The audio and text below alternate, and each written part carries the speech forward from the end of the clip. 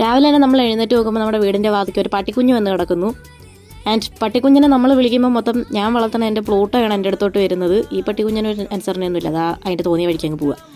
Okay, ഈ പുതിയ പട്ടിക്കുഞ്ഞ് വന്നത് നമ്മുടെ പ്ലോട്ടേക്ക് ഇഷ്ടപ്പെട്ടിട്ടില്ല. അവൻ കിടക്കേണ്ട സ്ഥലത്തൊക്കെ പോയി പട്ടിക്കുഞ്ഞാണ് കിടക്കുന്നത്. കാരണം അവനെ നമ്മൾ പൂട്ടി വിട്ടു, എങ്ങാനും കയറി കടിച്ചാലോ.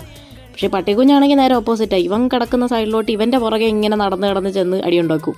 കണ്ടാ, ഇങ്ങനെ നടന്ന് അവൻ്റെ അടുത്തോട്ട് ചെല്ലും, അവൻ്റെ വാലയിലൊക്കെ പിടിച്ച് കടിക്കും.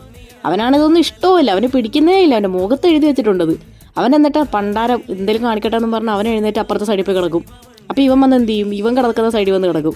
ഫോട്ടോയ്ക്കാണ് ഇതൊക്കെ കണ്ടിട്ട് ദേഷ്യവും വരുന്നൊന്നും പറയാനും പറ്റുന്നില്ല, ഓടിപ്പോവാനും പറ്റുന്നില്ല എന്നുള്ളൊരവസ്ഥയിൽ പാവപ്പെട്ടവൻ അവിടെയൊക്കെ തന്നെ അങ്ങ് കിടന്ന് ഓടി നടക്കുക.